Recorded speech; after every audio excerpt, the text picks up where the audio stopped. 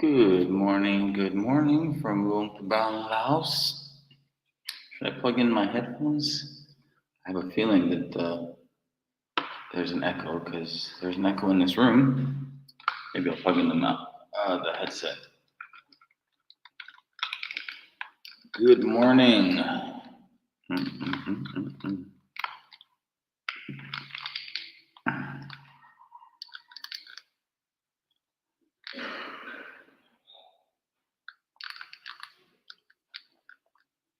Does that work?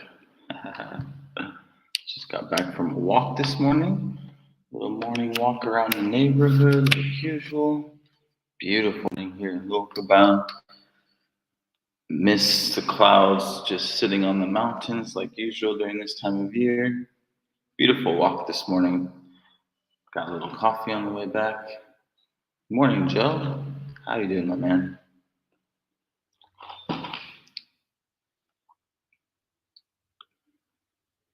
Just saying I got stuff. Hey, what are you doing, man?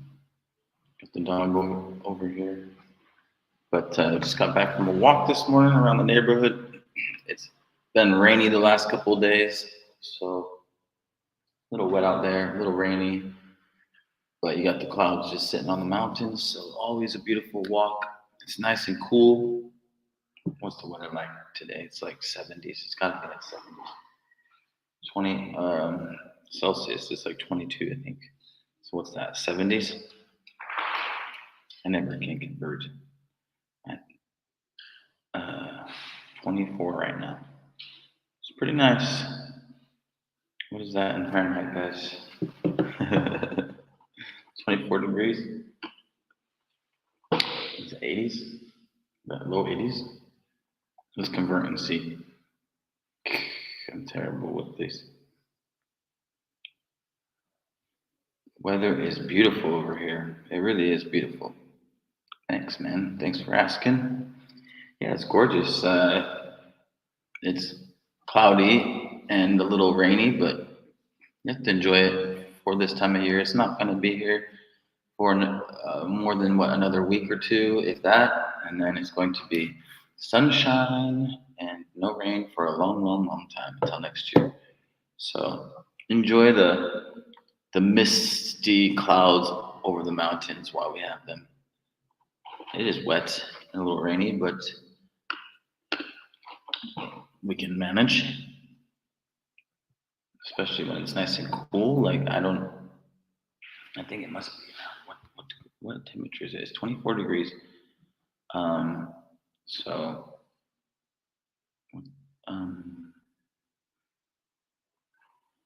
what is that in Fahrenheit? How do I change this? I can't remember. Fahrenheit? 75. Wow, it's only 75 degrees this morning. I thought surely it's hotter than that. No wonder it's so nice. Morning, Dan. Nice to see you here. Just talking about the nice morning weather here, cloudy, end of rainy season. We're hitting the end of the rainy season right now, everybody. September 23rd, 2024. We will probably have clouds and rain here and there for the next week or two, and then it's just going to get more and more sunny, less clouds. And October is when everybody's usually planning all the big trips and everything. So I don't have anything planned because August I did a lot of stuff and didn't post videos. So we're just going to be here unless anything changes. There's still lots to do here. Lots to do here. And lots of videos to keep on working on. Weather's still hot in Georgia.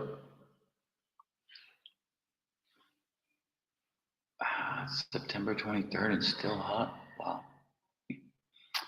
That's surprising. Still hot.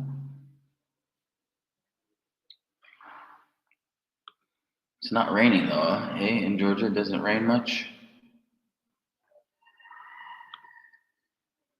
So when everybody is coming here, oh, thanks, Dan, I appreciate it. Enjoyed all your recent postings. Thank you. I appreciate it. There's lots and lots more. We've got a lot of adventures and misadventures in Nonkio, and yeah, a lot of things that you can just learn. People can hopefully learn their lessons from and plan accordingly for rainy season. And not as much rain as we need. We've got more rain than we need here, but we say that, but then it gets to like the hot season, and people are like, "Hey, there's no, it's so dry." But got a lot of rain this year. A lot of rain this year, and it's still raining. Luckily, there hasn't been. I want to say there hasn't been as much going on with the flooding though, but I don't know for sure to say that confidently. I just haven't seen the headlines as much. I know that it's kind of been flooding in some places, but I was hoping to see stuff about um, groups going to help, organizations helping. We could volunteer, but I haven't seen much of anything posted on social media. The weeds are thriving, but none of the vegetables are planted very well. Yeah, I wonder what everybody's crops are looking like. It's been such crazy rain. I hope everybody's okay in that area. And it's just been consistent this year, really. Very consistent.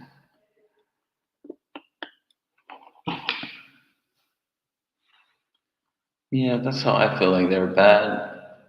But if it was catastrophic, there would be a lot more headlines, a lot more talk about it. I just have been trying to keep my eyes open, so if any opportunities came along, I could offer my time and service.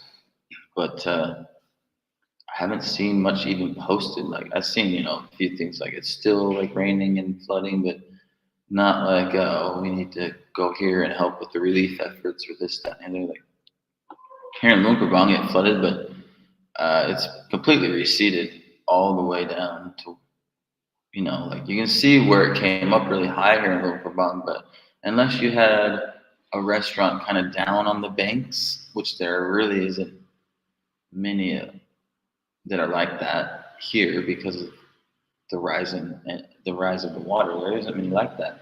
Most of them, if they're down in the water, they're on like the rafts or boats and stuff like that. So, they can adjust with the level of the water. But I'm sure that some people need some help, but it's not a massive uh, relief effort going on. I don't think here, at least in Luang Prabang.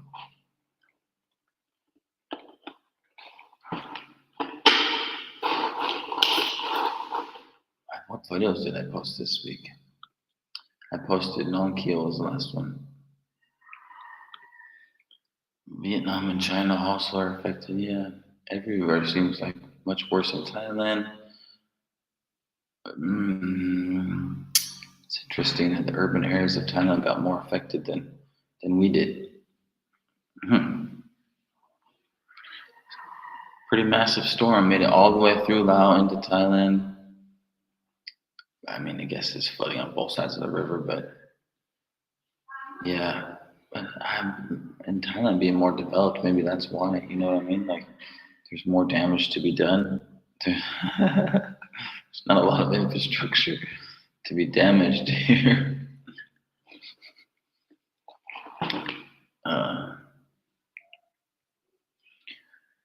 So I decided that instead of going right next into our next episode of the Misadventures of Nonkeo, then we will come back to daily life here in Luang Prabang, and we'll just continue the Nonkeo adventures, like one of those videos a week or something maybe, and do keep going with like the house hunting and everything else that's just going on in Luang Prabang. So maybe we can, I don't know, I feel like that might be a little bit better of a way to catch us up to current. I mean, not if not current, but at least like within a week. I think that's a good turnover rate. If you film something and then it's out in a week, that's pretty good. I know a lot of people are like day after. It's like, dang. I mean, I don't know if you're like red. I could guess that could work, but ideally, I think a week out because you'd want to have enough content that you'd have at least like a content a week out. You know what I mean? But yeah, we'll get everything caught up. I'd like to have it more like closer to when things are happening, basically. But I do feel like I actually edit things much better when they happened further in the past, because it's more interesting. You go back and you rewatch everything, and you're like, oh, that's interesting. Then like when it just recently happened, it's just kind of like it's still fresh in your memory, and you're like, okay. But when it's no, it seems like you give it a little time, and it becomes more interesting to edit. But you can't get too far behind as you're talking like videos from last month or like when I started the channel, it was videos from the year before. So I like to keep it a little closer to current times. Shanghai also took a hit. I didn't know that. Everybody got nailed by the storm. Well, I'm glad to be in Laos. Sure thing is, Shanghai and Vietnam suck when it's raining. Oh man. So we're blessed here. It's not too bad here anymore. We've got maybe, I don't know, I've heard about other storms coming through, but maybe that's what we're experiencing the last couple of days because it has been pretty consistently just light rain, but I'm not too sure. As long as there's nothing disastrous happening, then I don't usually tend to pay too much attention to what's coming up in weather. Uh, what else we got on the table here in Laos 2024? Because a lot of people are going to be coming to Laos here soon. Tourist season is upon us. Beginning of October, a lot of people are coming. What are some of the things I would recommend if you're coming to Laos? Well, if you're coming to Laos, since we're 10, 12 minutes in, let's get into the meat of it. If you're coming to Laos at the end of this year, I'd highly recommend you download the LCR app if you're going to be using the Lao China Railway. Now, as far as payment on that app, let's check it out.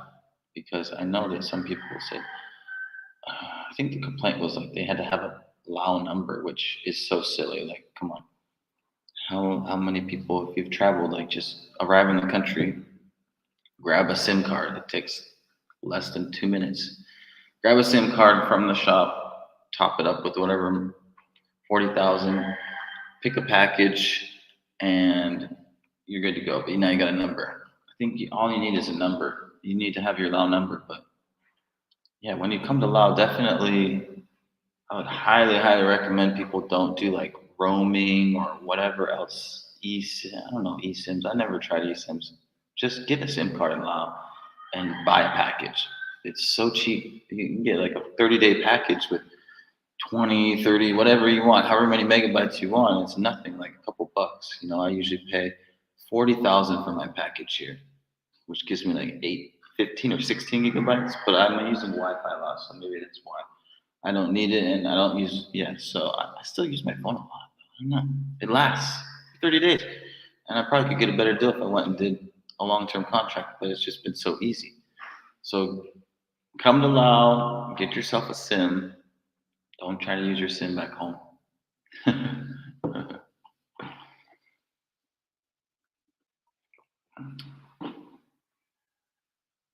Oh, really? She went live a couple of days ago?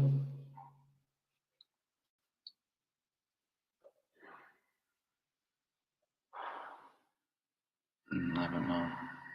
What, I had a very interesting live chat with Miguel a couple of days ago. She went live a couple of days ago.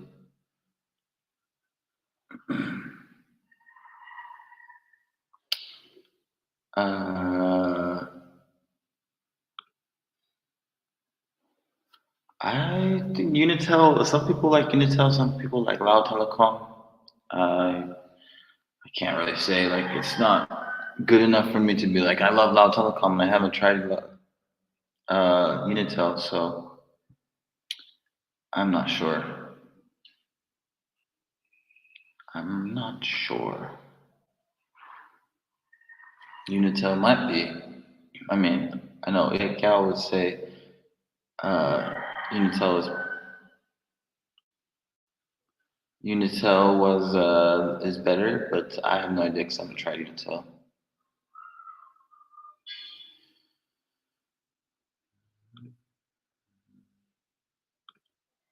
Ah, I see. Yeah, I had no idea. I didn't see her post it. She didn't say anything, so I don't know. I don't know. We were gonna do some. Uh, we're gonna like live stream together. I have no idea. She's just does her thing.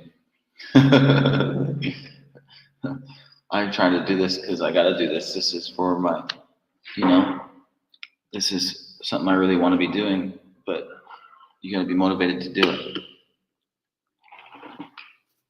So, SIM cards, get a SIM card. Get when you come to Lao, get the LCR app.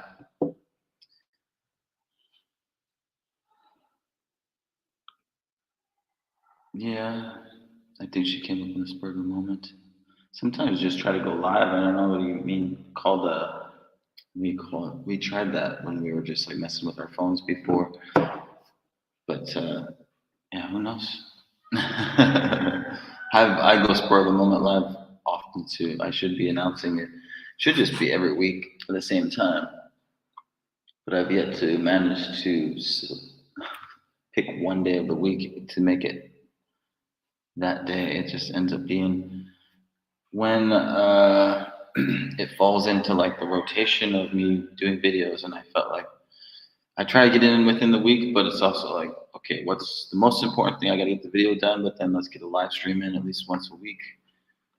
I'd like to plan it though, once a week to break up the week rather than just random. I think more people will join, of course, and then people can ask their questions because there's so many people asking questions about Lao online, and then you got us people that can go live for an hour and answer questions and help people out and give information about local life or whatever it is, and then but how do you got to get people to know that that's what you're here doing so people can come and participate in the conversation. Uh, yeah.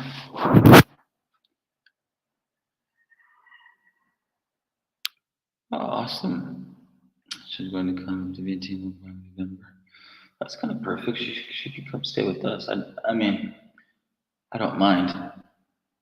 Uh, but I don't think I feel like most of the time you invite people to come stay, and then at the end, people kind of like to stay at their own accommodation just because, you know what I mean? I mean, I kind of am like that back home at least. It's kind of a American thing. You're just like, I'm just going to stay at a hotel, you don't want to stay with family or whatever. But a lot of people always stay with each other, so who knows? I just kind of think for sure. I would bet that they'd stay at a hotel though. Um, she's saying I'll be able to. That would be cool. That would be cool. November would be a great time to come. It'd be a really good time to come, and I will be here. Definitely are no plans in the near future as far as travel goes. August got it in. Well, yeah, as far as yeah, exhausted the budget for sure. So we're just gonna be here in Luang Prabang.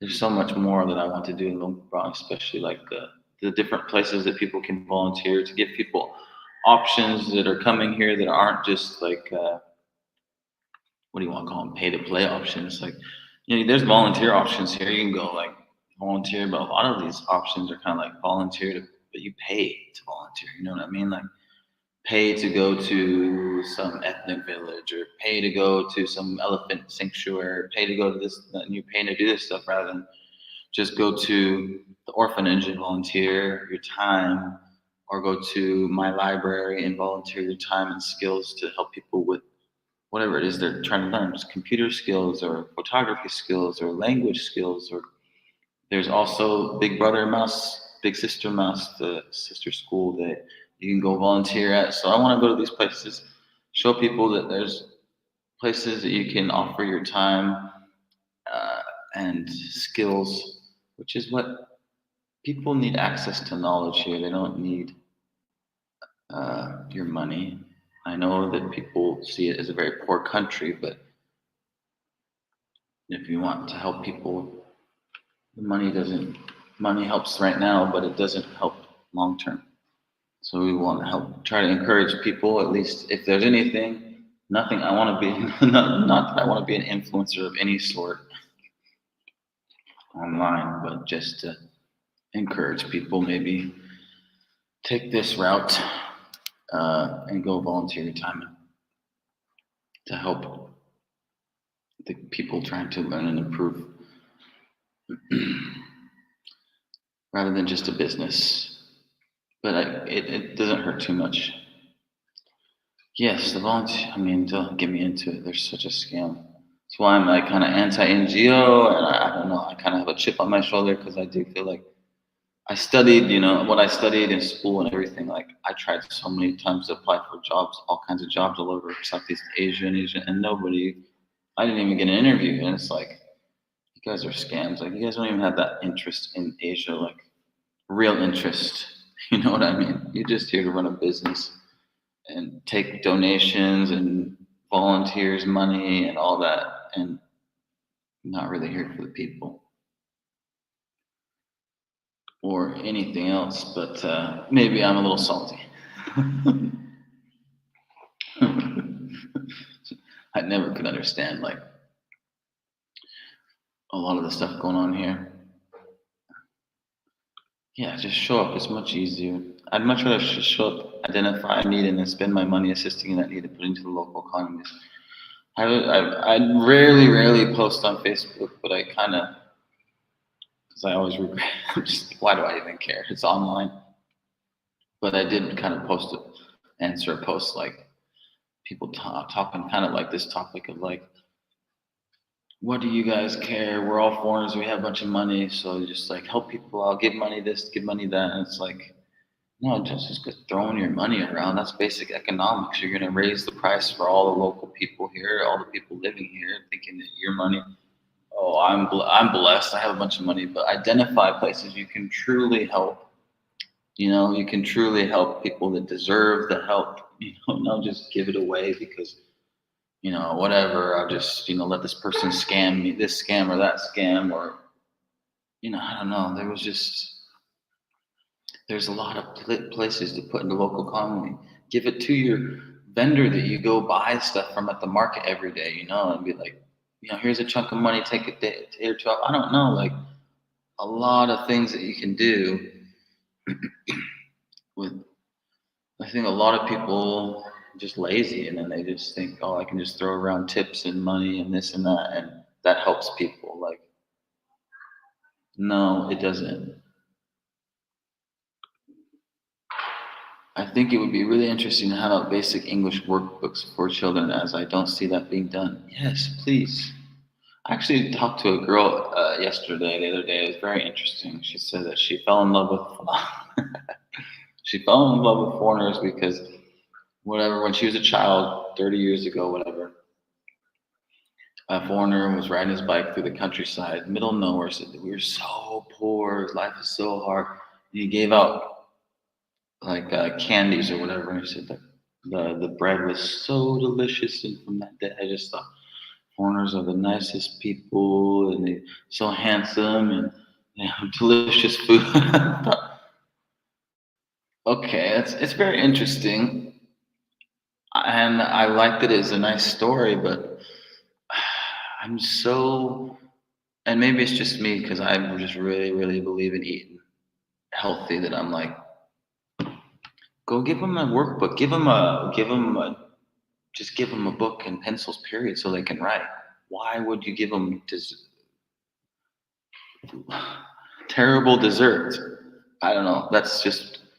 I know it's a lame thing to even say because I know people are like it's just a candy. What's the big deal? It's like, so the kid can rot more, and they need more dental work. Like, give them something that can add some real value, not just a lame, easy go buy yourself some treats and like, oh, I'm doing something.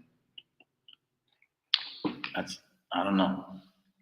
They'll donate school supplies and computers. Yes. You donate school supplies, computers, notebooks, pencils, pens. Like they don't even have that stuff. I still am talking to the lady at the that sells stuff on the side of the street, and she was like, I always go buy chicken from her. I tend to be, I like to go spread it throughout the different vendors when I go places, and I have like markets that I know that I like the food, different vendors, and I go to her all the time, and she's like, "Oh, you do YouTube, yeah?" And it's like, "Yeah, you might come out in a video." She's like, "Oh, I really want to do YouTube. That would be fun, but I can't read." A lot of people still can't read. So yes, just having, even if they could have access to some simple notebooks and workbooks so they can actually read and write their own language, that stuff, not candy and junk food like that. Just like, to me, that's what you see with so many travelers, and you get all these people in the comments like, "You're the kindest person." I'm like, this is insane. So these kids got rotten teeth, and you're gonna give them more stuff to rot their teeth because you like. Let's have a little bit of common sense. Why you choose to move to Laos for living? Um, I I fell in love with the Lao culture and people and language since the first time I came over to the northeastern part of Thailand, which is east also Lao culture, language, food, and yeah, many years later I'm back. That was a long time ago, and now I get to make YouTube and really dive into all the things. My degree is also in this area, region of the world, and I've always really wanted to dive into so many different areas, language, culture, traditions, and now we get to do that. So that's what I film, everyday life, but also trying to give an inside look at what's going on because I can speak, read, and write Lao. And I love Lao. I love the language, love the people, love the food. What do you think of designing some basic decks of English Lao flashcards and handing those out to kids? That'd be incredible. Any sort of like resources like that would be cool. Like I just thought like of what would I carry with me when I can when I'm traveling. What could I carry with me that I could give up to? Because it's nice, especially when you're filming and stuff. Like I like to be able, I would really like to be able to give something useful, something beneficial. But then again, I also think like uh, that's tough. You got to carry a bunch. That's tough to carry so much stuff.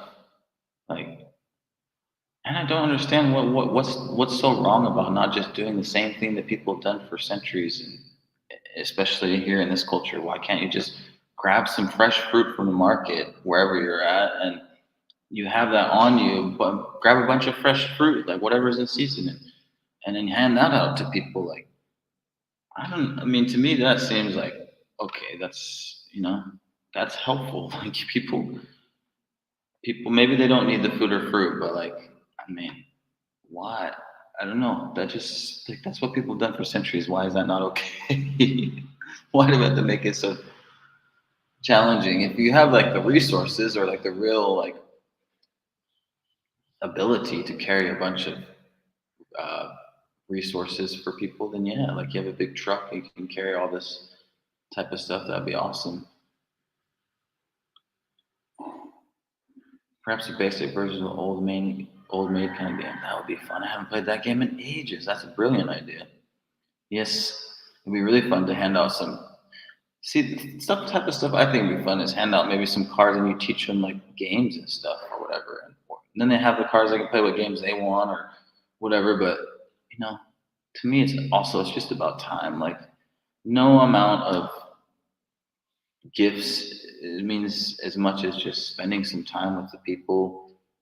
Maybe you're able to share. You're able to learn something from them. They're able to learn something from you. So. Uh, but in general, yeah, that'd be cool to be able to give something. Can I ask your age? I'm 37 years old. I was actually even asking myself that last night. How old are we again? match the old maid.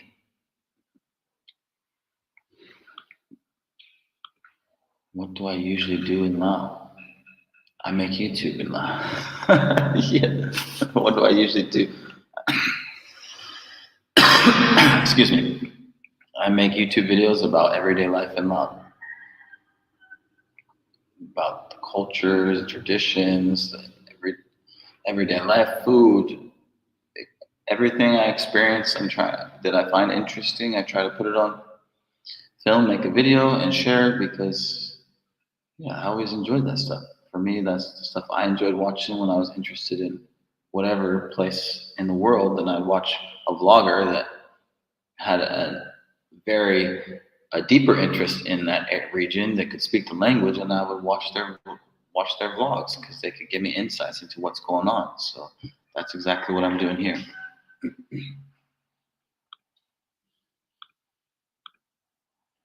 English and Lao words with a picture of the subjects that give them the basic law, as well as some English. I'm curious to see like what resources they have at my library and promoting or not promoting, but putting that on my channel and then see, just put out these different places that I think they're doing good things, like they have resources for people to go learn and gain knowledge and an opportunity for people that are traveling to also volunteer and share their skills, not just English. It's not just English, guys. You can volunteer all of your different skills. If you're into photography, maybe you're into music, maybe you're into making videos, whatever it is that you can. My library is a place that you can volunteer. My first time in Laos. My first time in Lao culture, I was 19 years old. The first time I experienced Lao culture. I just turned 19 not that long ago. Yeah, and I spent about a year in Lao culture. And then the first time I actually came to Laos, the country, I was like 27, 28, something like that. 28, maybe? Yes.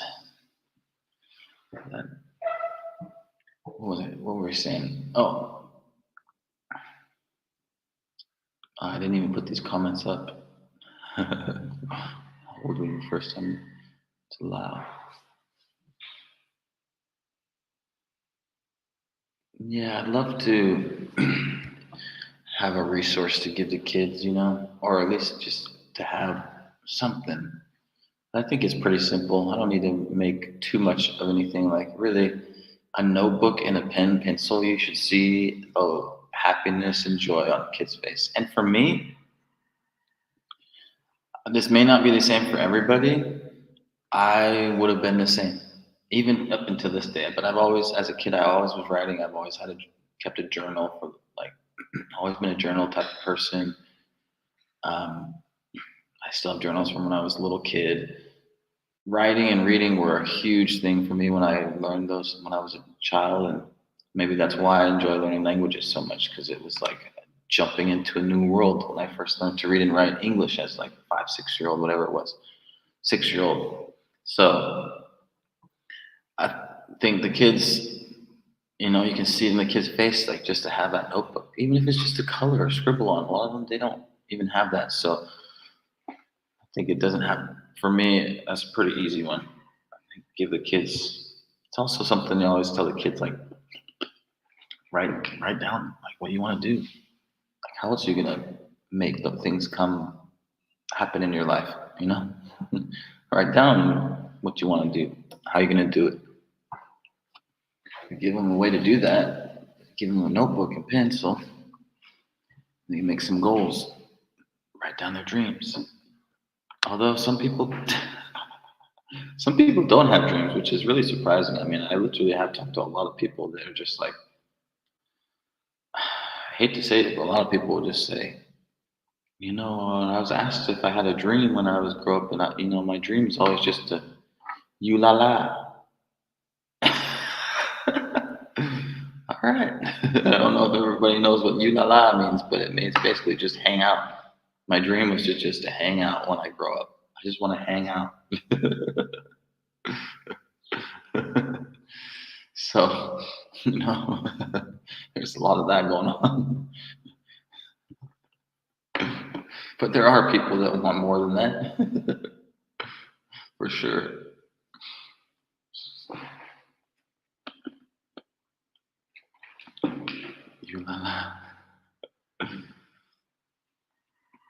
That's a funny story. นายครูถามว่าในอนาคตอยากเป็นอย่างตอนโตอยากเป็นอย่างก็อยากอยู่กับล่ะ I just want to hang out. I just want to do nothing, basically.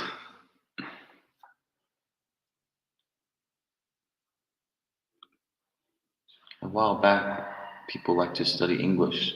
Now they're interested in learning Chinese, and it seems like a new generation of education right now. In Laos?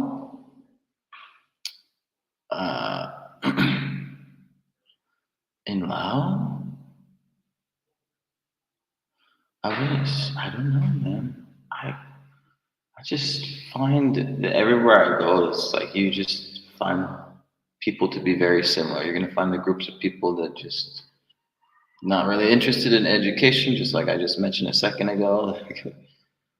There's always going to be the people that, I mean, you meet them everywhere you go in the world. Like, yeah, I just want to hang out. They have no aspiration or goals, no ambition. But then there's lots of people that do. There's plenty of people that do. And then there's a lot of people very interested in Chinese. I don't know if it ever changed here. Like, Chinese has always been a huge language with proximity to China and so many Chinese people being here. A lot of people speak Chinese here. A lot. English is just growing because the more exposure they have to it, the more it's growing. And they're definitely getting more and more exposure here. Like, unfortunately, this beast we call development progress, it's coming to Laos. It's slowly coming, and things will change. Yeah, the English will get better, and so comes all the westernization. How do you think of American life? It's failed life. That's what I think. It's failed. It's a failed society. It's failed. It's failed. That's why I'm not there. But I mean, that's another topic. No, I'm not a fan. I'm just not a fan. So, yeah, there's plenty to be said on it, but I think a lot of people still like American life, so I don't want to say too much,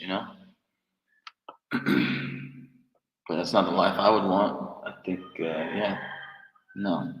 It's set up for people to be, either you got to figure a way out or you're going to be stuck in a very, you're just stuck in the life of 9 to 5 and work for a company and very little time to spend with your family or things that are important. No. So you got to figure out how to get out of that. First of all, in the U.S., which is tough because it's so expensive. Otherwise, just love a life of work, The university in Vientiane is almost empty today. With the degree from the university, they couldn't find no job and mostly went to Thailand to find work. Wow, I don't know. I don't know about University of Vientiane. There's always so many college students. I don't know. Uh, yeah, I just see so many college students all the time. I don't know. Is it a holiday? I did feel like yesterday a lot of people, for a Sunday, it was unusually loud. Sunday's usually a quiet day.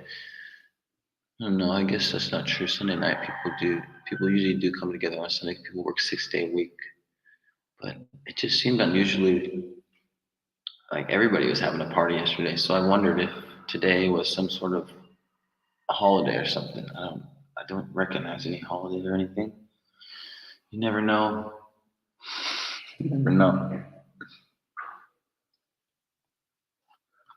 Uh, but yeah, definitely most people have gone to Thailand. That's the hardest part. Like you do have a very skilled young labor force too, and I'd say a lot of the university students I made, their English is pretty. A lot of them have pretty dang good English. They seem pretty aware of like technology, social media, marketing, all this different stuff. But they just you can't get anybody to stick around and work for you because the wages are just so crazy. Like people can hardly live. I mean, a couple $100, but like, how are you gonna live in Lao on a couple $100? I still cannot do the math. Every time I think about a normal Lao family, I cannot figure out how they could possibly afford their bills. Where is the money coming from?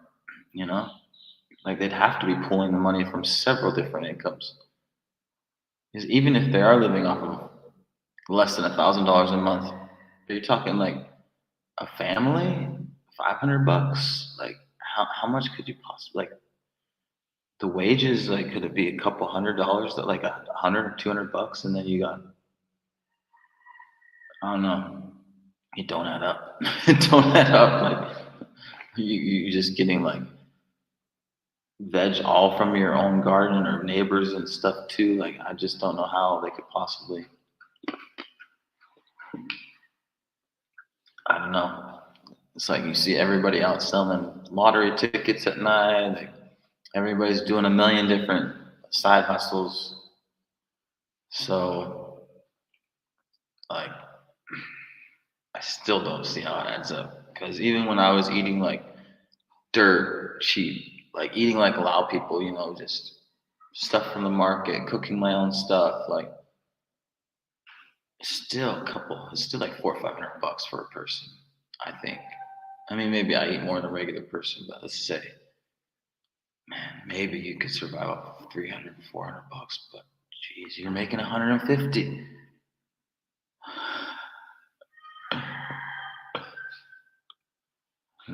$150 a month, Joe says, making more money with a pension.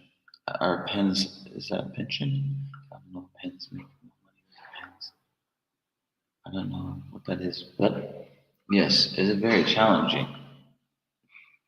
Yeah, it doesn't make a lot of sense. It's challenging to make a buck here. Definitely. It's very livable place, but as far as finding a job, tough. Very tough. Probably the best jobs available are like if anybody's in the mining industries, then yeah, probably with the mining companies. My income in Lao is nothing, my man. What about your income in Lao? Nothing. Whatever I can scrounge up from YouTube so I can just keep making these YouTube videos. What about my yeah, like I quit teaching because it was just never happening and I always wanted to do YouTube and felt like I could offer more and be more of myself and do what I wanted to do with my life by doing YouTube. I actually have freedom to do what I wanted to do because unfortunately a lot of times if you want to live over here you got to do certain jobs like just to make it happen. Which if I'm doing whatever job I'm doing and I'm not spending the time on stuff to do YouTube, which is exactly what I want to be doing, diving into the culture, the language, the foods, all the different areas, the travel, all that. So, I make nothing. I have nothing, but I've never been happier. So, I can't. That's all I can say for as far as that goes.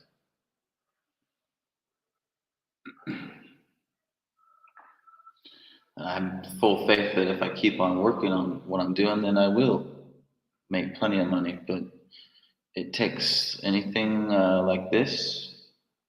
I feel like you gotta be willing to sacrifice and make nothing for a long, long time until it does. If you really want it,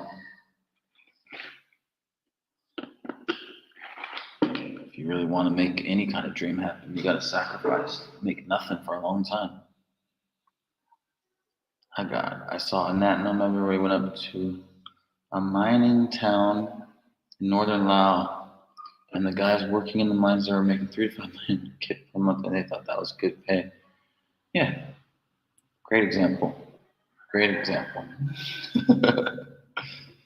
Yeah, it's like you can really make. That's why I hope that I can build something here special, so I can employ a lot of people and give them like a good salary here.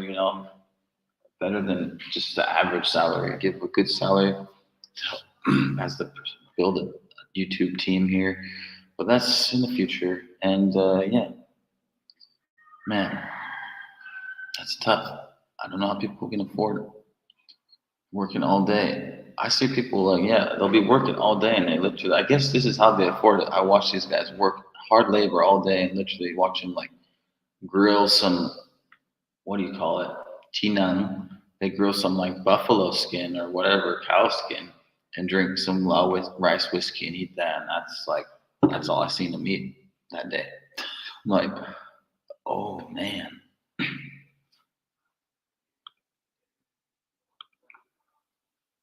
I used to ask people in law what kind of jobs make you money. They told me, what the hell is a pens?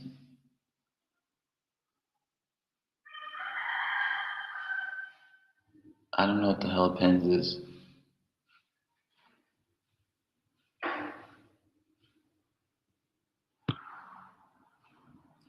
Somebody like help. Somebody.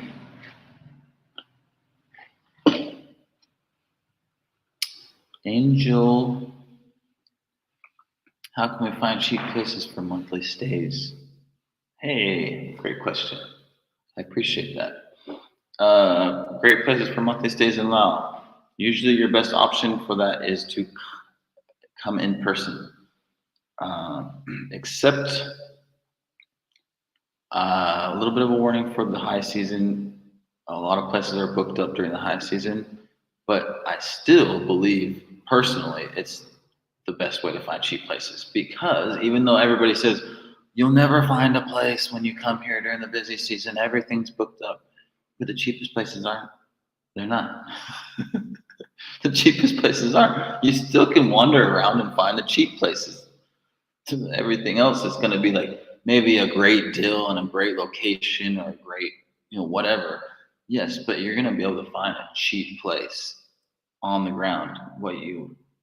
And you always will be paying a lot more if you book online here and now because they take a huge chunk. And so, like a room that's 100,000 here, which is like 4 to 450, it might go for 150,000 on booking, so $2 or $3 more. Which I mean, I guess it's not the end of the world for that price range, but it saves you money, right? And you pay $4 or $5 instead of $8 or $9. Uh, yeah, I know that for sure. I was helping out with the guest house down in the south, and it's best if you just walk around and find something. Now in the high season, I don't want to say guarantee you're gonna get something just in case you run into a problem. But I traveled last December, which is supposed to be fully booked, and I found places here in Lumpur. They're desperately chasing after everybody. I don't know what people mean. Like There's no places available. Everywhere you walked, it was people from the guest houses trying to get you to come in and stay at their guest house. So, uh, and a lot of really insane prices. So, you know what I mean? Like, unfortunately, there are the people that they're trying to work the system, and there are some really insane prices. So, you shouldn't need to pay too much for a guest house here. Really, like, uh, yeah. If you're really just trying to travel and save money, which to me, like, if I'm traveling, all I care about is have a place to sleep, really take a shower, and wake up and go do my thing the next day. Like, that's it. It's a place to sleep, right? So spend your $6. I want something that's 100,000. I'm not looking for the 200,000 places. Even 150 is like, you're just gonna look for them. But there's all those price ranges. So you can go from four. You can even go cheaper if you do fans places. You could get like 70, 80,000 if you just do fans. You know, for sure. Monthly stays. Why did I miss that part? Same goes for monthly stays, though. I was, for some reason, just thinking you're on holiday, but for a monthly stay, same goes. Go talk to people. Uh, go to the guest houses and ask. They're not going to have it listed. If they do, it's going to be because they're in the business. You see what I'm saying? Like, they're targeting people, and so you could probably find a better. You might be able to find a better deal if you just walk into places that you're interested in. You never know. Lao is still very much like asking, you might receive, like, negotiate, like, it's open for conversation, like everything, because they want your business, and they're not going to be offended if you don't stay either. Like, it's still that culture. Like, there's not really the offense taken by if you're not happy with the price or whatever. Just one thing is now that's very taboo is just never. There's no reason to be upset. So, you know, that is the taboo. You get Europeans and some, Westerners sometimes that, they show their distaste and whatever, show their emotions, and that's not cool here. Like, like something, just move on. You know what I mean? Uh, yes, but you can find monthly stays. I found a monthly stay. I wouldn't recommend doing it on Facebook because that's what I did, and then it didn't end up being. It didn't end up being great. It was okay, but yeah, I would definitely stay. Try to have some places set up when you're coming. That's a hard one. How to find cheapest for monthly stays? I just recommended everybody to come. Like, a lot of people don't want to do that. They want to book in advance. It's very hard to book in advance here. It really is. That's why it's so expensive because everything's on flipping booking or these other things. Like, a lot of places, they don't have websites. They don't have anything. But it's so hard to get in contact. Really just would recommend if you have the option to come get a place, cheap place for a night or two, and then go those 2 days. Like, you should easily have enough places in 2 days walking around for an hour or two to choose which one you want to stay at for a month. Uh, and I just did the whole house hunting thing, and there's unlimited possibilities. You can just keep talking to people walking around. Monthly stays are cheap too. If you want to stay a month here, it's cheap. It should be cheap. You don't need to do the booking and get charged by a place for a daily and then like we give you a discount for a month. It should be a very cheap month, you know. Like, you can find housing here for $200 to $400 a month easily. The dog. Yeah. Oh, new comments. Somebody.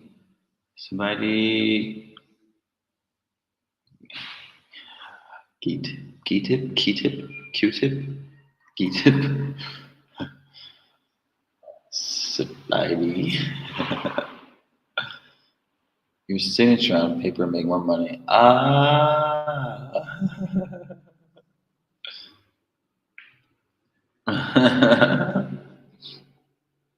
Your signature on paper make more money. Yeah, I don't know. Like, it's just kind of crazy how hard it is. You think it is scary here. You're like, man, like how you just gotta deal with that stress. Like, how are people making money? How are they gonna have enough? But it doesn't take very little money to survive here.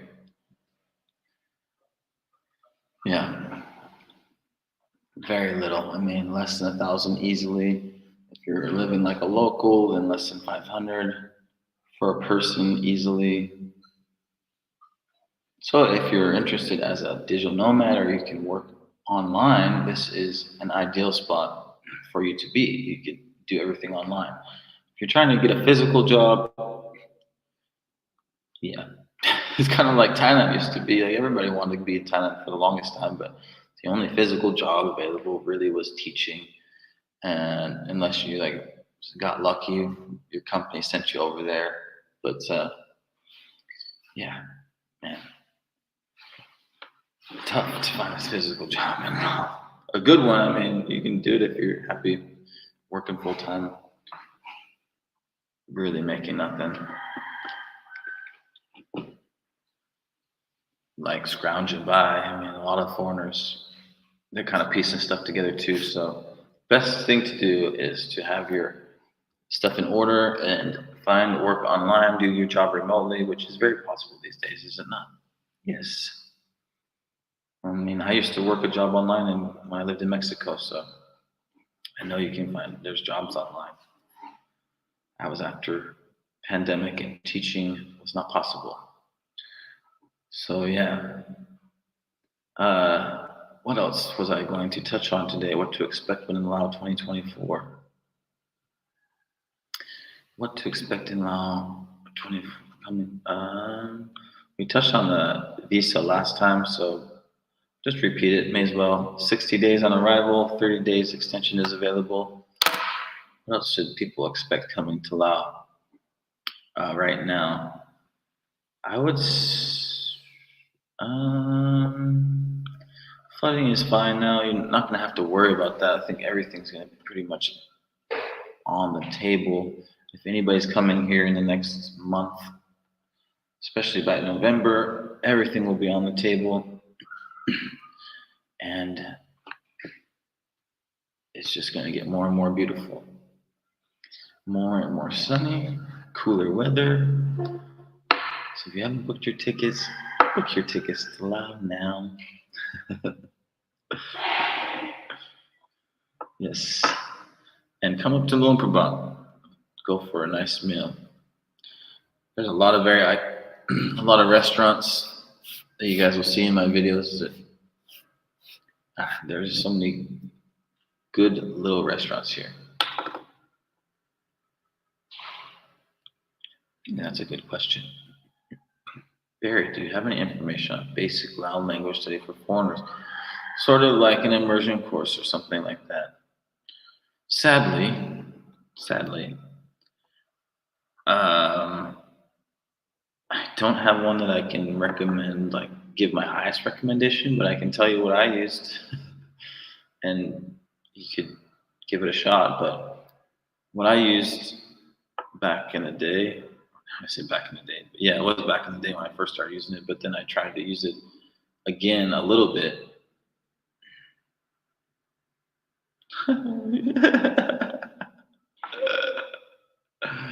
Your program autocorrects everything. Loud. Say when I was very interested in Lao, and I was trying when I came home from Thailand. I was really trying to learn Lao. My first time ever leaving the country and coming back from my time in the Isan, I discovered that there was a lot of open resources. The government publishes like all their old language courses that they made back in the 60s, 70s, a lot of stuff. So there's like the open resource stuff from Foreign Language Institute and the Foreign Language Service, and as well as the military, which I think they deal with Defense Language Institute. So there's a bunch of different resources from those two, and they'll have different courses. And I downloaded for free, which comes with, it's all old though, so it's you're learning some old stuff, like in the '60s, like comrade and some old lingo, which some of it's changed, but the basics, especially just tuning your ear to the language, is the same. So I do actually, in some sense, as much as in the past I discredited, like, oh man, language, like I'm never gonna get good at these languages, like I'm not immersed in them. In hindsight now, all that time I spent with those languages just practicing it, I thought, man, am I ever gonna go use these languages? It helped so much that I didn't even know, like my brain put things together that now it's like able to, you know, now that I'm here, everything came together fairly quickly. And so I would definitely recommend that. You might be, those textbooks might be the same that you use, but they have all the audio. Yeah, I'd start. I can't remember. I was on there. Every once in a while I end up back on there because I'm down on YouTube hole on some random Yoruba or whatever random language in the world, and then I'm like, oh, I wonder if they actually have some resources. And a lot of times, if there's nothing or very little out there, then the Foreign Service Institute or Defense Language Institute, something has been published as in the open library, and you can find it out there with language samples.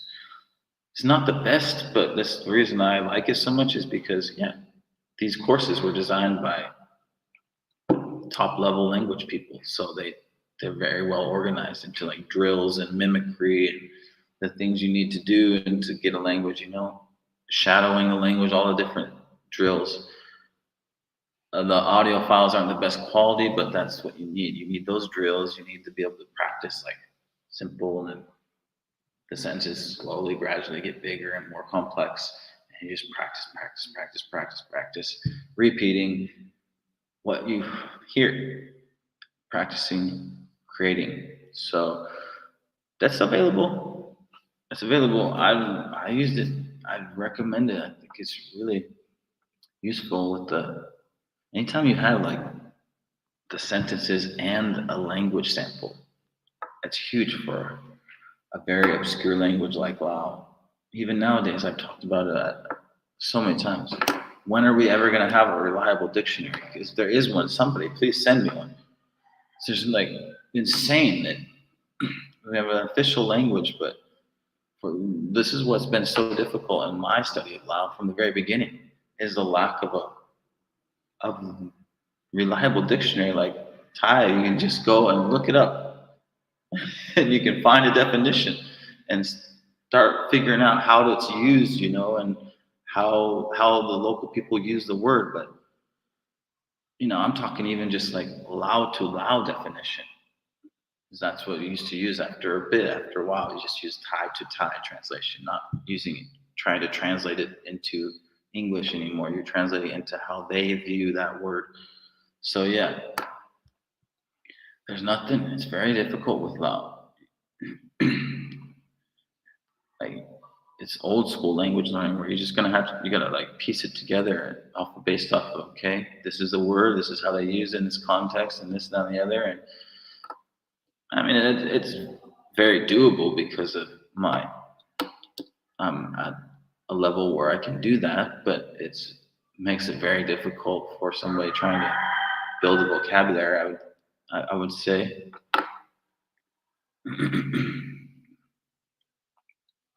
But bear in mind, that was more than 50 years ago. I have a couple of copies of the Tuttle Dictionary. See, I've seen just, people showing it, using it a little bit in videos, but I never got my hands on one.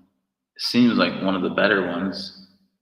I bought one here in Laos. I didn't even bring it with me up here to Longport. I still have my stuff in Vientiane. That's how much I thought of it. It's useless. Like, how can I look up words every single day and I never have a word it's just like really baffling. A dictionary. This is actually one of those things that I don't touch on much, but like another reason that Lao is so difficult to learn is I don't feel like I don't know if it's because of the literacy rates or what, but there's a lack of uniformity when it comes to spelling things. You can go all over the country and the same word is like, okay, why does it have a long E why they spell it with a long E? It's supposed to be a short E. Why, you know what I mean? And then just spelling it different way, like that doesn't happen in Thailand. It doesn't happen in Thailand. Things it's spelled one way. You know, I don't understand that here because you say, oh, it's because a lot of people are illiterate, but they're not illiterate because I'm talking like I go down the road here and these are people that own the hotel and so they gotta do they're not illiterate. These are people that have businesses. And then one hotel spelled the word available this way, the next one spelled available this way, which one way is totally incorrect as far as I would know, but who am I to say that they're spelling their own language wrong? It's like, what is going on here? Why is there, like, is nobody like, yay, you spelled that totally incorrect? Like, what in the world? I don't know. I really would love to hear uh, or read or hear a study on this. Like, I'm so curious about so many things here, but like, I guess that's why I'm making the channel because I don't feel like there's been any information on a lot of this stuff that, I mean, it's not like, what do I want to call it?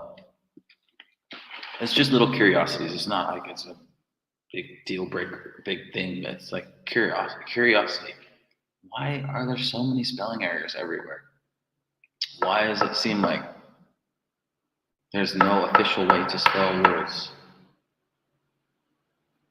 Are we not what do kids get in school? I'm curious to see that. Like, I don't even know. I've been here and I'm like, what is there an official dictionary where things are like this is how everything's spelled? I would love to know because I'm like, it doesn't seem like there is. Like, how are we in 2024 and your government hasn't produced an official dictionary? I know that there has to be one.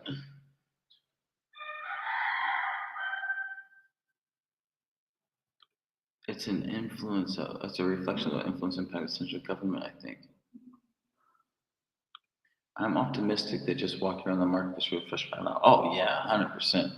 That's where I learned all my law because I'm not gonna sit here and act like I was great when I got here. I was terrible and I was super shy because I felt so self-conscious about the fact that I technically already kind of could speak taxi level Lao, and I'm just frustrated because I've been in love with the language and culture and food for so long, and it's been like something that you just could I could never I could never learn, even though I really wanted to. It's just like I couldn't get the information. And so yeah, I was really shy when I got here and like embarrassed when I tried to speak Lao and stunk at it. And just like anybody else, like people think, oh yeah, you're just super friendly, you can talk to everybody. Like, no. Like in the beginning I was scared and I was embarrassed and I forced myself and it took me a lot longer than it should have. But no, after a lot of trips to the market over the first 6 months and finally being like, hey, being scared and like this is never gonna do it. You're just gonna have to do it, like and just do it. You know, you learn really quick. I know you pick it up quick, man. You pick it up real quick. I'm super curious about this. The reflection of the all over the world where I have visited developing countries, I noticed the consistency in spelling is a problem. I wondered that. That was kind of what I. It's like, is this a reflection of just how a developing country really is? Because I'm not used to that. Like you go to Thailand, Vietnam, supposedly it's a developing countries, even Cambodia, developing country. But uh, I don't have a lot of experience in Cambodia, but it does seem like the Cambodian language is pretty consistent. So it's very surprising here. But at the same time, it makes sense because they're just so relaxed about everything and like, yeah, we accept everybody. We're all different ethnic minorities and we're all here together in it. And I don't feel like they feel any pressure to worry about it. They're just like, meh. Like, we can communicate. Like, what's the big deal? You have to remember that even the United States was hit or miss until the mid 1930s. I mean, even these days, how many friends do you see that they can't type and there's like and can't spell, and you're like, damn. I guess not everybody took spelling or reading or those things when you grow up.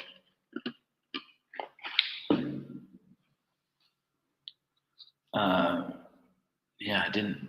Yeah, sometimes you have to remember. I have to remember. Like it's like a look back in time, and I have to just kind of, it's not like it ups. Hopefully, people understand. I'm not like talking badly in any way or upset or anything. But yeah, it is just interesting. I would say though, if there is a dictionary out there, please somebody help. I thought I'd seen something about like a more professional dictionary. 'Cause I mean, even back in Thailand, back in the day, used to have like that. Oh my gosh, now I can't even remember. There's a special word for it, like the government had their own edition of the dictionary, tie to tie.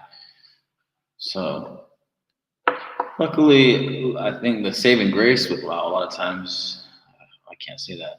I can't even say that. Sometimes it's easy because a lot of words can be shared. They're like old, the roots are the same, and I might have some sort of idea because I know almost, high level of Thai with all the ancient words and stuff. So like a lot of times I can piece some things together, but man, sometimes you get just like spoken colloquial everyday Lao words, and it's like, where am I going to find this? I'm searching everywhere online, trying to find it in anywhere in context online. It's so hard. Like something like a word, like in the beginning, the word lole. Wow. Who's going to, wow, lole, lin lole, paitio lole. Who's going to be able to translate this? Like in the beginning, it was like, what the heck? I'm just going to have to figure out, keep listening and figure out how they're using this in context. And now I get it, and even now, it's not an easy one that's just directly translatable.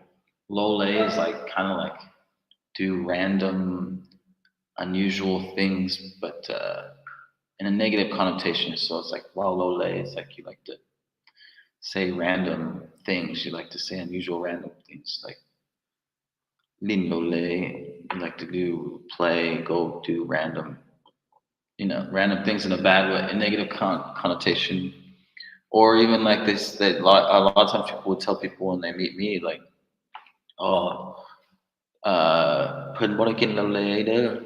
They'd be like offering me like whatever, maybe alcohol, or they're offering me whatever. And the people knew that I eat pretty healthy. And like, he doesn't just eat random stuff. What in lole? Yeah. Hard one to translate for a long time, like figuring out what that one was. Some words, man. And with no help at all from any sort of reference. It's tough. Put it this way, to do stupidity things. Yeah. Put it this way, to do stupid things. Um, to do unusual, do random things. There's a lot of like that though. When I got here, I'm like, man, I can't find this anywhere, and you just have to figure it out from context. All right, guys. What did I say? The one thing I like about the Lao China Railway. Oh my gosh, sorry. Can I mute? Can I mute? Oh my goodness.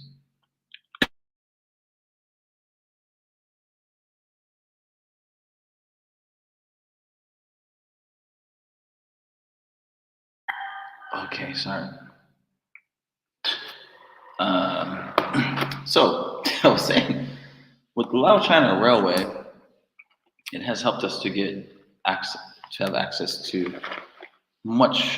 many more options here in Laos. There's a lot more goods available and for very cheap prices. Unfortunately, a lot of the farmers in places they can't really compete with the prices. So I know in Thailand, a lot of times they have to get it to market before the Chinese get stuff to market because they can't compete. And probably the same here in Laos. But Laos not really ever had a market. That's the thing. As I traveled around Laos this last year and a half, and was slightly disappointed, slightly frustrated that fruit seemed to be not very good quality and not a very good price compared to the neighboring countries here around. I started to wonder why, and so I asked the farmers, and they said that there's no benefit in them planting these things because there's no market for them to sell them at. There's nowhere for the farmers to go sell this mass amount of fruit. I didn't really understand that, but then it does seem like there's just there's no way for them to sell a bulk, huge crop of whatever it is, fruit, and get it to where it needs to go, I guess. So now we're getting Chinese products, it seems like Chinese fruits. The Chinese Lao Railway is bringing in so much freight. Um, I didn't think a lot of people understand what this actually means, but I hope it's all for the good while in my life, and then I hope to do the best we can until for the following generations. But man, it's a great travel. It helps with some things. It's given us better prices, but yeah, you're just importing like everything even more tied to China. But that said, I miss nuts. And then one thing in China that you always have is lots of like you go to the fresh market in China, there will be a whole section dedicated to different kinds of nuts, raw and cooked different ways. It may be just cooked in salt or cooked in spices. And this is one that I really liked when I was in China. I don't know what kind of nut it is, but I saw it at the market here. And show you. Is it just like a wing nut? I don't know. is that a car part? Like a wing? That's what it looks like. Take off the shell, and they've cooked it in like salt and chili. So I like that one in China. It's been delicious. And the fruits here have been good. I would say like the fruits have been much fresher since up here, and I do think that is due to the Lao China Railway because you can ship things much quicker than it used to take. I mean, just talking to a guy the other day, it's like he used to take 2 days to go down to Vientiane. 2 days because he's like, if I leave in the morning today, I'll get there maybe 6 o'clock tonight, 7 o'clock, whatever, late tonight. I'll be absolutely destroyed. So I'll break it into 2 days. Now you can travel from Luang Prabang to Vientiane in like 2.5 hours on a train. So the goods are just getting. I'd say that I could be totally wrong. I'm speaking without any knowledge here, but to me it seems like up north the fruit quality is much, much better. Fruit and veg, much better quality.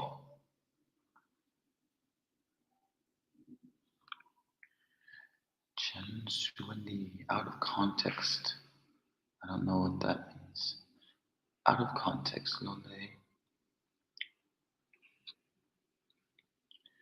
Out of context.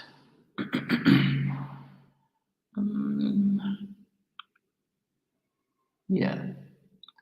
If anybody wants to use that word, you can use lole to mean like random, not good things. I think that's a good trend. Like I heard people translate as like unfamiliar or unusual things, but in English we'd say, to, yeah, why would you go do? Why I don't eat random things, or I don't go do random things. You can tell by the way that sentence in English gives you what you need to know. Same way as it would be similar to head yang lole. I don't go do anything like random stuff like that. Yeah. All right, y'all. I'm starving. I got some khao soi waiting for me in the kitchen.